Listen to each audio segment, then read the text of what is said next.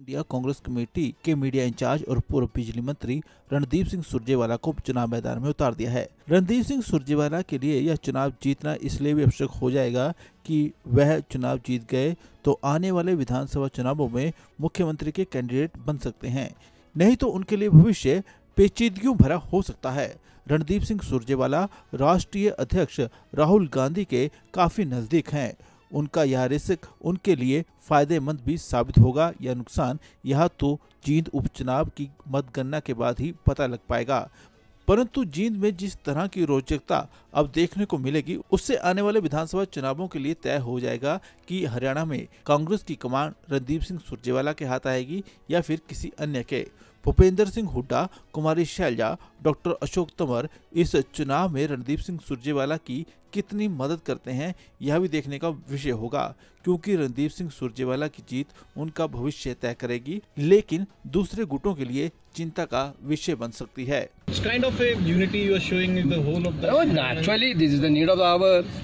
Every leaders, I am very much confident on that. Every leader, those who deliver this opinion, actually they are in one.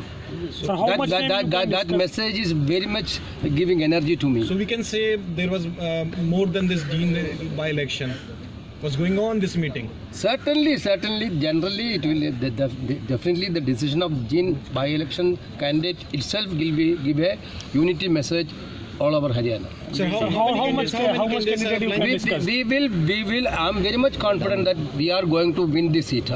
हम आपको बता दें कि बुधवार को पूरा दिन कांग्रेस हाईकमान प्रत्याशी का नाम तय करने में जुटा हुआ था और उसी बीच रणदीप सिंह सुरजेवाला ने मीडिया से आकर बातचीत भी की थी और कहा था सभी वरिष्ठ नेताओं की सहमति एक नाम पर बन रही है, परंतु उन्होंने यह जाहिर नहीं किया था कि उम्मीदवार कौन होगा। परंतु देर रात उनके नाम की घोषणा हो गई, जिसके बाद अब माहौल काफी गर्मा गया है। नामों पर टिप्पणी करने के लिए अधिकृत नहीं हूँ। जो मीटिंग की चर्चा है उसकी भी चर्चा में बाहर नहीं करना चाहूंगा, परंतु कोई असहमति का कोई प्रश्न है ही नहीं। जैसे ही एक नाम पर निर्णय करेगी पार्टी तो महासचिव महोदय केसी वेणुगोपाल जी आपको सूचित कर देंगे। धन्यवाद। हम आपको बता दें कि रणदीप सिंह सुरजेवाला हरियाणा और देश की राजनीति में पिछले काफी लंबे समय से सक्रिय हैं। लोग उनको साफ छवि का नेता मानते हैं, परंतु जींद में जिस तरह से भाजपा ने कृष्ण मिड्डा को उतारा है, उससे रणदीप सिंह सुरजेवाला की राह आसान नहीं है। साथ ही दुष्यंत चौटाला के चक्रव्यूह को तोड़ने के लिए उन्हें कई चक्रव्यूह बनाने पड़ेंगे। वहीं अब खबरें ये आ रही हैं कि जननायक जनता पार्टी अब चुनाव मैदान में अंशुल सिंगला को उतार सकती है।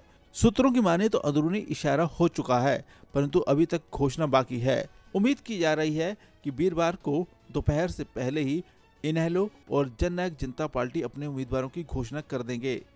हम अपने प्रत्याशी की घोषणा सुबह 10:30 बजे करेंगे और हमारा जो प्रत्याशी होगा वो बारी नहीं होगा, 100% जींद से ही होगा और ऐसा प्रत्याशी होगा जो 25,000 वोट अपनी जेब में डाल करके लाएगा, यानी कि होगा लोकल प्रत्याशी होगा। बड़ा मजबूत प्रत्याशी देंगे और 100% हम जींद का उपचुनाव जीतेंगे।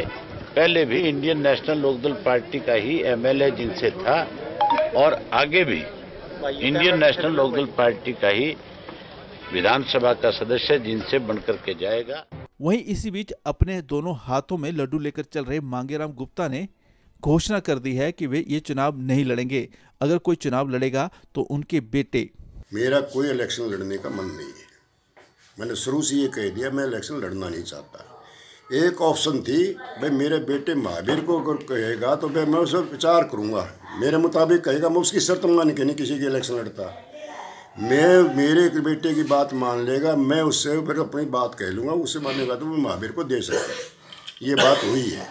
अब क्या चर्चा चल रही है मुझे नहीं पता, क्या नहीं चल रही। अब देखना ये होगा कि क्या मांगेराम गुप्ता के बेटे पर कोई पार्टी दांव खेलती है या फिर मांगेराम गुप्ता सिर्फ इस चुनाव में अन्य पार्टियों के लिए प्रचार और वोट मांगते नजर आएंगे।